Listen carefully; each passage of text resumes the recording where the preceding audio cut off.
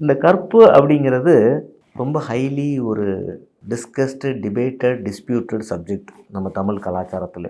ஒரு ரொம்ப பாப்புலரான நடிகை வந்து கற்புனா என்னன்னு ஒரு டெஃபினேஷன் கொடுத்தோடனே அவங்களுக்கு எதிராக மிகப்பெரிய ஒரு போராட்டம் நடந்துச்சு. இப்போ கற்பை பல டைமென்ஷனில் சொல்கிறோம். இப்போ கற்பு வந்து ஒன்லி பெண்களுக்கு மட்டுமானதா அப்படின்னா அது ஆண்களுக்குமானது அப்படின்னு ஒரு கலாச்சார பார்வையாளர்கள் சொல்லுவாங்க. ஆனால் ப்ராக்டிக்கலாக பெண்களுக்கு மட்டுமானதான் கற்பு அப்படிங்கிறது தான் இன்றைக்கி வரைக்கும் இந்திய சமுதாயம் பண்ணிக்கிட்டு இருக்கிற விஷயம்.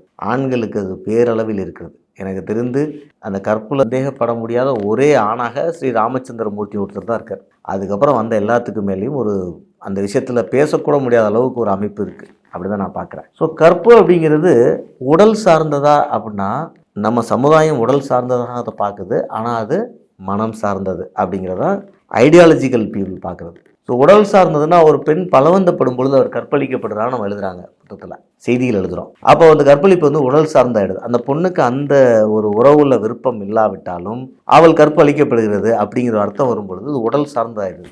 ஆனால் இது வந்து ஒரு மனம் சார்ந்த விஷயங்கள் அப்படிங்கிறதான் நம்ம இதிகாசங்களும் புராணங்களும் அடுத்து வர்ற நாவல்கள், இன்றைக்கி இருக்கிற நாவல்களும் கதைகளும் சொல்கிற விஷயம், வாழ்க்கையில் இருக்கிற தத்துவங்கள் சொல்கிறதும் மனம் சார்ந்தது தான்.